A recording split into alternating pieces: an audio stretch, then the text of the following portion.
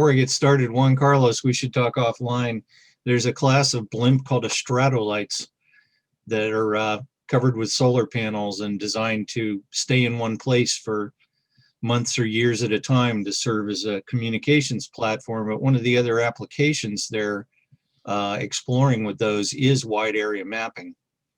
Anyhow, this session is GNSS, and we're focusing on the other key technology involved in an undertaking of this scale, and that's the GNSS for the positioning of the aircraft or blimp or helicopter or drone, doing the mapping through like PPP with inertial, but also the ground control points, depending on the applications and the specifications for the different areas that are going to be mapped. Ground control points are going to be essential. They typically are for any scanning application or aerial photo application where you want to tie it to a known datum and make it usable for multiple uses. So in this session, we've got Brant Howard. He's the founder and CEO of Compass Data. And I'm happy you could present, because yours is an example of a company that deals with ground control database, doing ground control points over a wide area, whole nation, or actually you're doing it globally now. And we'll hear about your crews call themselves control freaks. And then we're going to start off though with Larry Fox with Bad Elf. He's VP of Marketing or some other title, but I know you as a GNSS engineer guy, and you're going to go over the various ways that GCP are done now and what may or may not be suitable. So Larry, the floor is yours. Excellent. Well, thank you, Gavin. All right. So I am the VP of Marketing and Business Development, and as Gavin mentioned, also an engineer by night.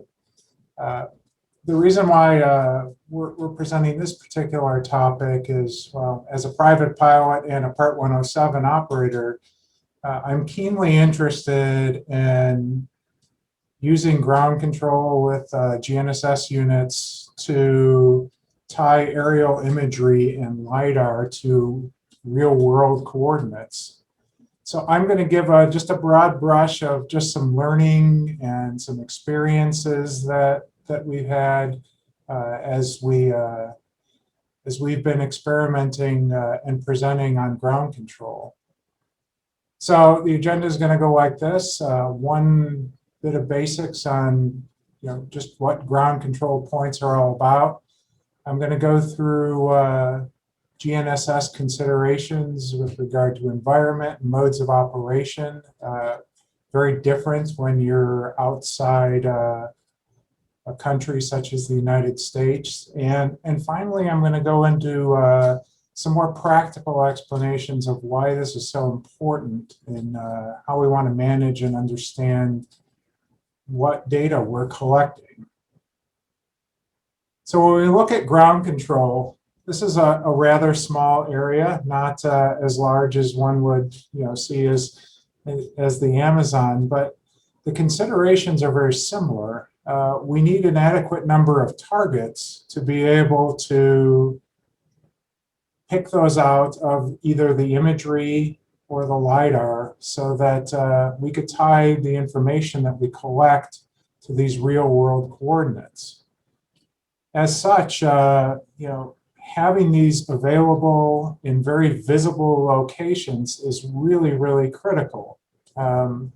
What we do in the field, as many have mentioned already, is probably the most expensive time that we spend when we're out there. And so every consideration, including how high is the antenna off the ground, where is the GPS located with regard to obstructions, these are all considerations that we need to take into account as we actually capture these, because we're going to place targets on the ground and those need to be visible from whatever aerial device we're using. And it also needs to be visible to the GPS that's doing the recording.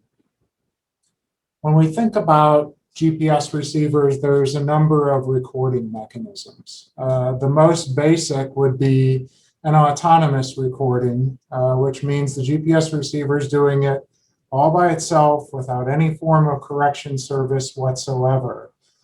And if we look at standard survey grade equipment, our experience has shown that that's going to be an accuracy of around 1.2 meters or so.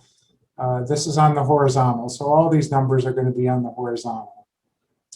In different regions where you have SBAS, satellite-based augmentation system, you could see as good as 30 centimeters all the way down to 3 meters. In South America, that coverage is going to be limited, if not at all, so it's probably not actually practical. The next level down from that would be RTK, or real-time kinematics, which can get you down to 1 to 2 centimeters, assuming that you're close to a reference station. So a reference station being a CORS, a continuously operating reference station, or a VRS, a virtual reference station. These are stations broadcasting corrections to your unit to achieve this kind of accuracy. Finally, there's a different implementation of that called a base and a rover, where the base is a GPS unit that's set up over a fixed location, and the rover moves around, and you use local corrections based upon that base sending information to the rover unit to actually produce a corrected solution. The challenge with that in the environment is you need to set up the base over either a known location or a location that could be processed later so that you could actually correct the network. So post-processing is the next one down. That is a mechanism where you're recording over a point for a considerable amount of time, as minimum of 15 minutes, but likely much longer, and correcting that against other stations. The other stations also need to be relatively close. But this is a slower but effective way of doing things with only one GPS receiver. And finally, there's a solution called L-band. So L-band is a second set of satellites that exist and transmit corrections to a receiver, and you can get as good as 4 to 10 centimeters. Just as a note, what we've seen in practical considerations is the vertical accuracy that you're going to achieve is typically around 1.5 times the horizontal. With post-processing, you can get a little bit better. Same with RTK, but a lot depends upon your conditions. So what really matters out in the world? When you're in a system, it's going to have a datum, you'll have a coordinate system, and you might have projections associated with that. One of the most common things we see is differences in projections, differences in coordinate systems causing offsets in data. What I would suggest is one of the most important considerations is know how you're recording the data, making sure that data matches the other data that you'll be using, whether it's LiDAR data, other coordinate system data, because this is probably one of the most common errors that exists. And so understanding the system that you'll be using either universally in country or in a particular area is going to be the most critical.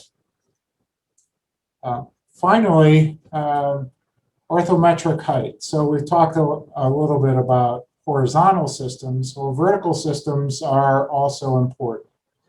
So typically, a vertical system will rely on a geoid because the GNSS receiver is going to be recording ellipsoidal data.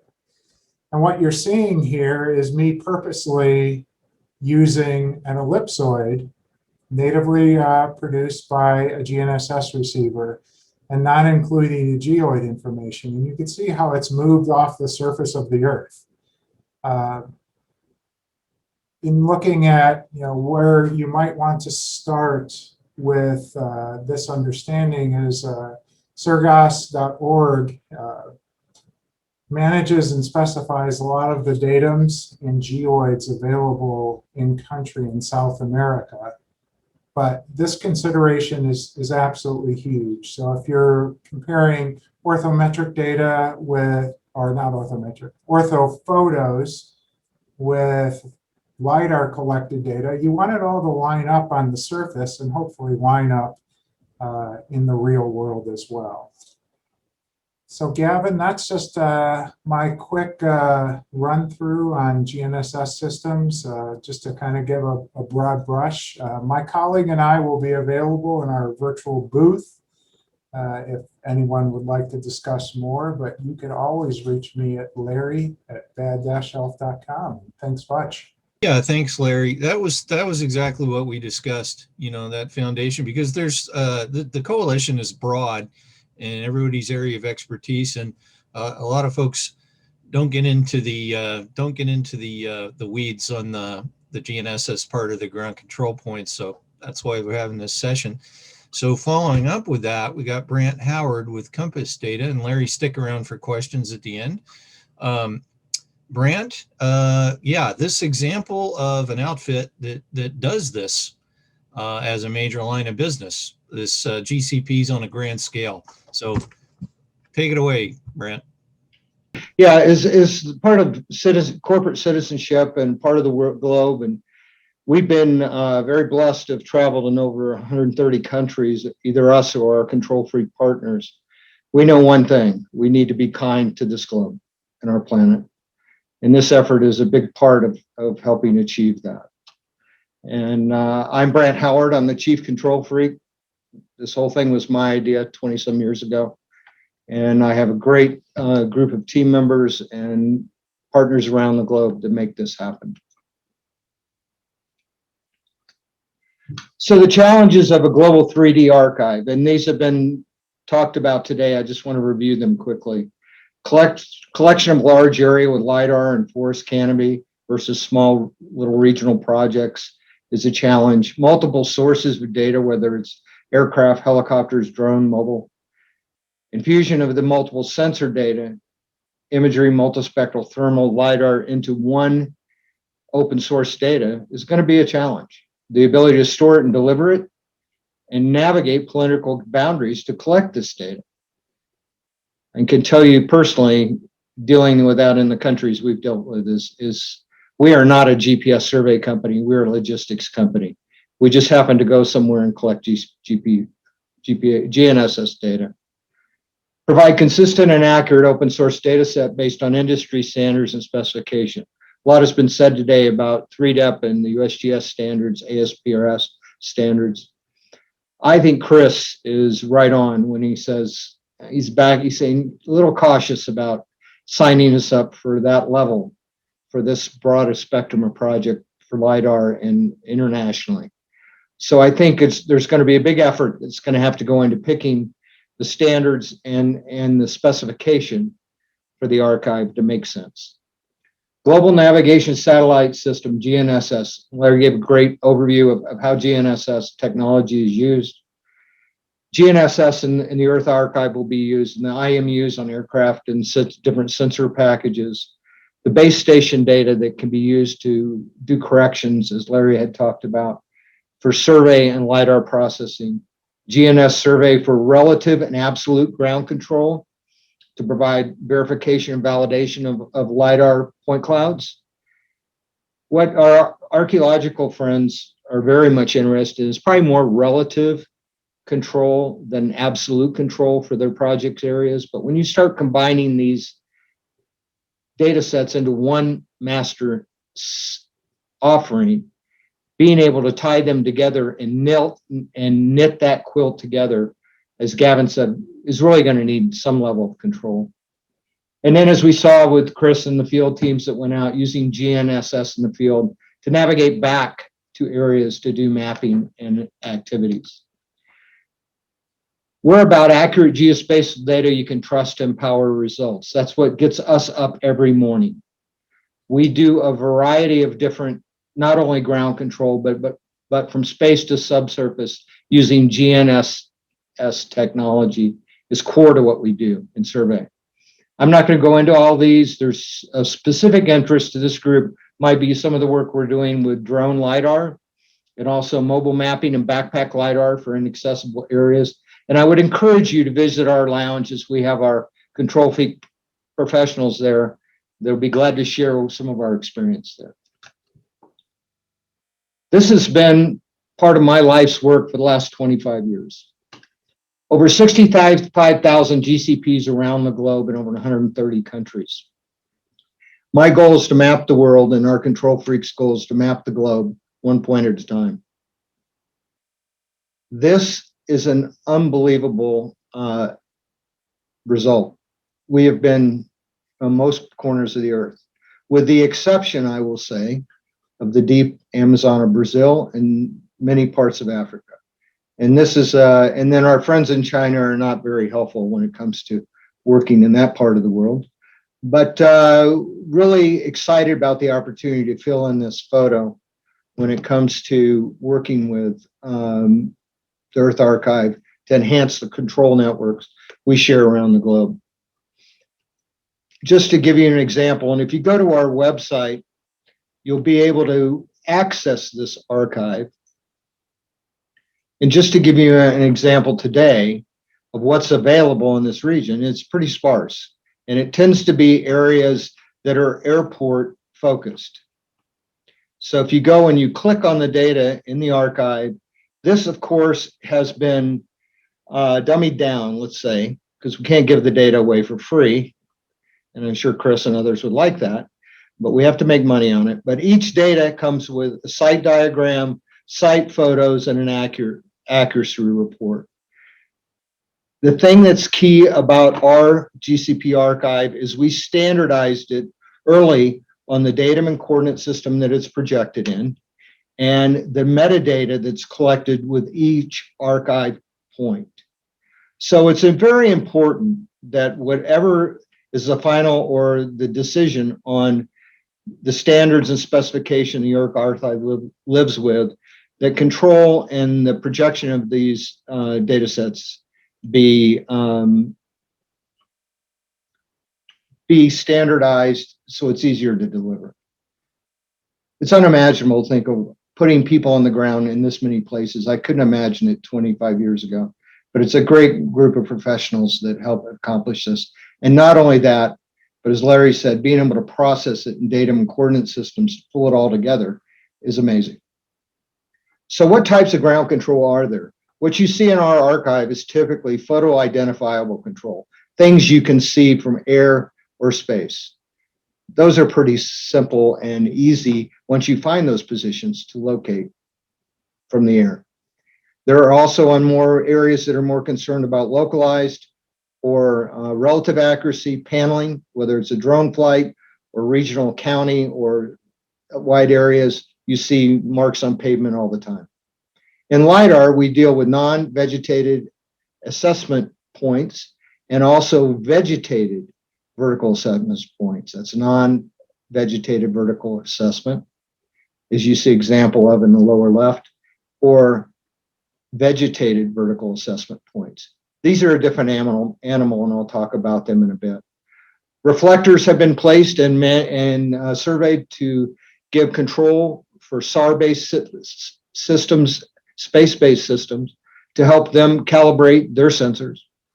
We have a product we call remotely sensed GCPs, which has been primarily based on the TerraSAR technology from Airbus, but can be based on other SAR technology, which enables us to determine the repeatability of SAR technology to use SAR positions on the ground related for not only LiDAR, but for imagery control.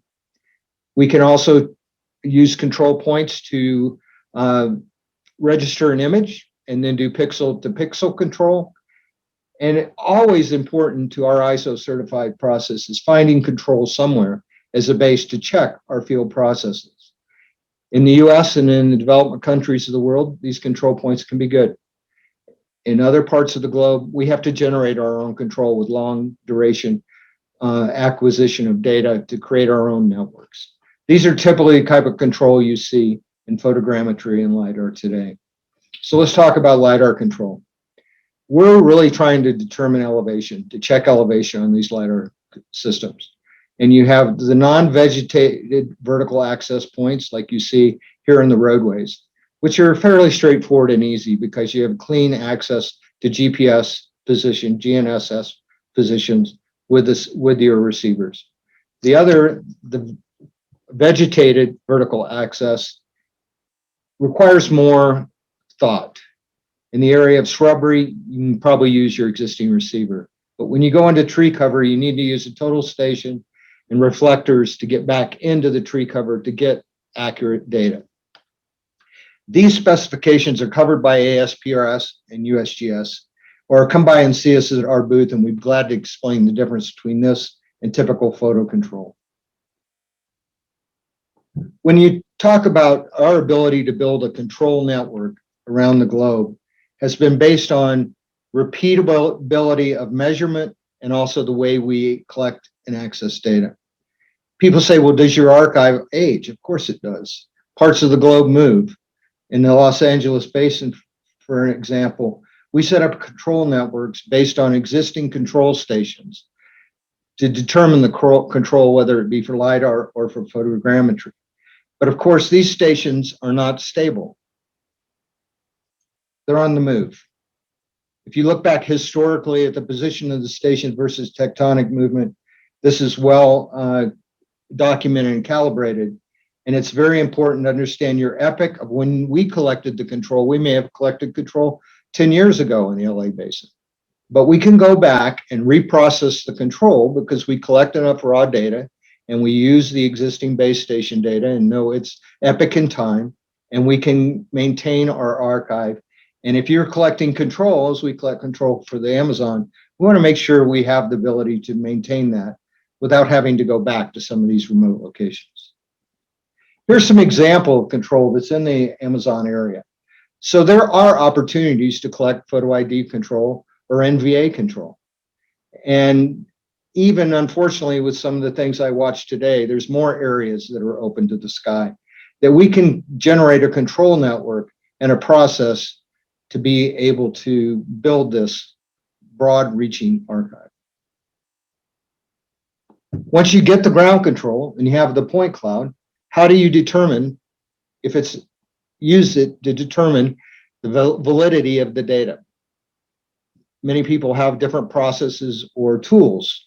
This is a tool that was jointly developed by Mississippi State University and Compass Data and is patented by Mississippi State, and we have the rights to these patents. But it's a tool called topo analysts. And topo analysts enables you to enter a point cloud, enter the control points, and then produce analytics on your particular project. This is a really nice tool that can be used, and if you're a flyer or a collector and you can put your logo on it, use it anyway. I'd encourage you, if you're interested in this, to stop by our lounge and get a demo of it. We have staff there that can demo it to you and show you how it's used. We have a sister product to this. It's called Topo. This is Topo Analyst. We have Accuracy Analyst, which is a product used for imagery validation.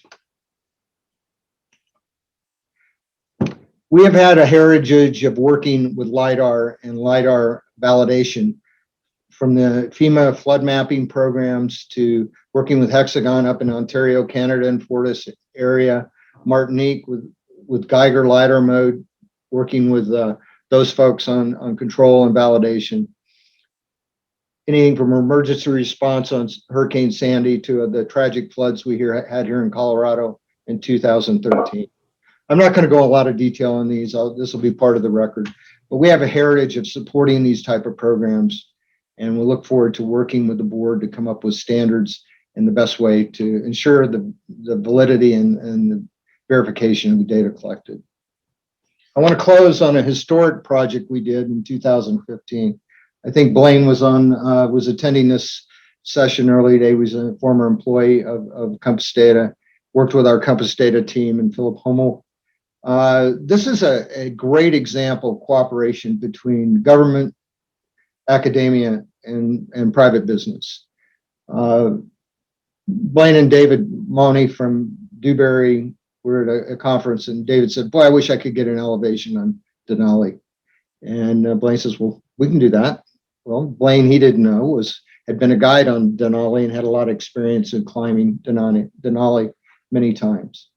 So in cooperation with USGS, NOAA, National Geodetic Survey, and University of Alaska Fairbanks, Compass Data took on the task to get an accurate, authoritative position on the top of Denali.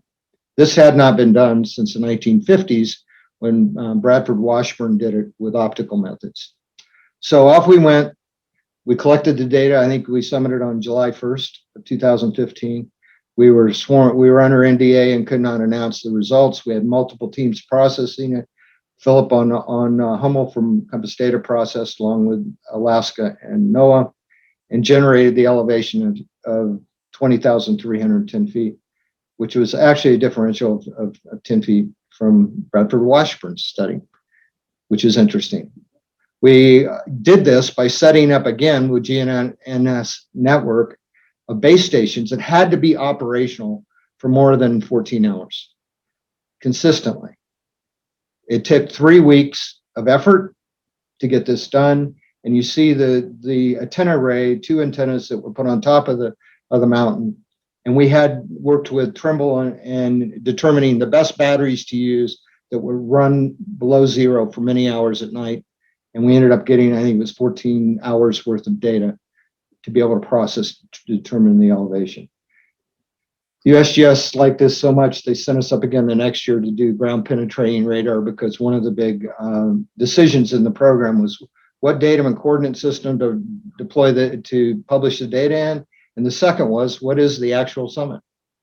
And there's a lot of documentation on how those decisions were made.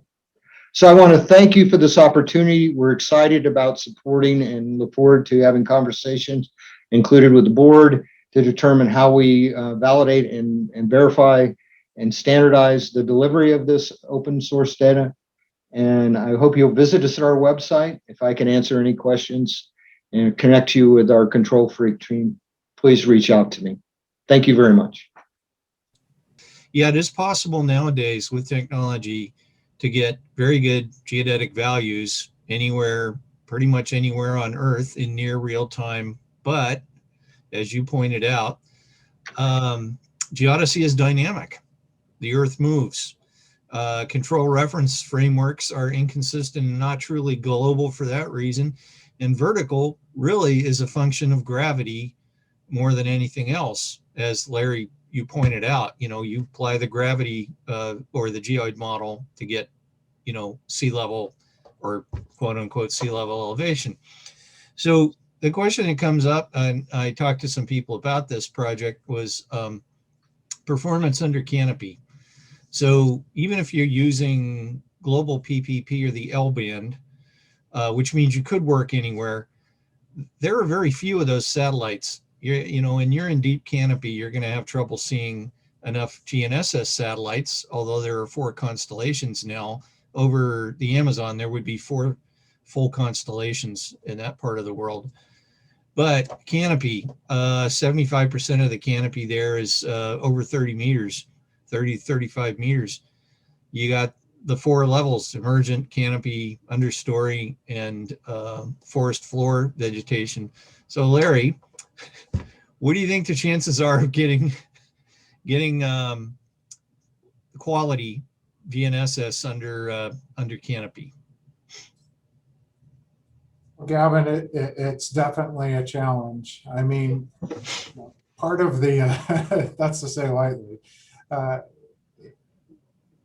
for us, obviously, if you're doing orthometric kind of ground control, you really have to be visible anyway. So that helps with some of the canopy issues. But I think, Brant brought up the point that a lot of times you're setting up a total station and working your way into the canopy if you want to establish a location, because science hasn't changed and neither is the physics of GNSS receivers. They have to be able to have a clear path to the satellite in order to receive signals without the degradation or the challenges of the signal's actually getting distorted on their way to the receiver. And so under canopy is definitely a challenge with GNSS receivers. Brant, if you want to jump in on that.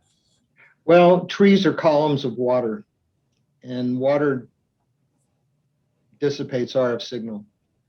And about the only way to deal with it is maybe a high performance, a larger high performance antenna. But as Larry says, it's really a challenge. I think the point, coming back to Chris's statement of setting a standard or a process for the data itself in such a way the accuracy or the resolution is such that it makes sense on what can be collected for control to verify in the field. But there are, fortunately, there are some sites in the Amazon where there are open air, open to the sky, where it can be done. As Larry said, you can do transects back into it. But in a way of transmission quarters for power lines, observation towers, different other areas where they're deforesting, and agricultural sites now that we can use to maybe generate a network that's a bit broader and maybe not easy to do. But I think it's setting the expectation on what the end product would be. There's been talk about doing some of the national parks in the US. Of course, some of the ones I've heard about, it's not that big a reach to do a total station run back under some of these redwoods from parking lots in the national park or someplace. So it's doable, but as Larry said, it's a real challenge that way. And I think I've even talked to Philip about, do we put reflectors down in the tree cover and somehow gain some type of reflection off the LiDAR that would give a control point for the data? But that's even sketchy. Yeah, I think that's where it is. Larry? Yeah, well, I have to set SAR targets in deeply forested areas, and fortunately, in places like the Amazon where there's a lot of water, there's rivers where you get a little bit of sky, and lakes and rivers. So I don't want to eat up the time from the next presentation. Gentlemen, thank you again.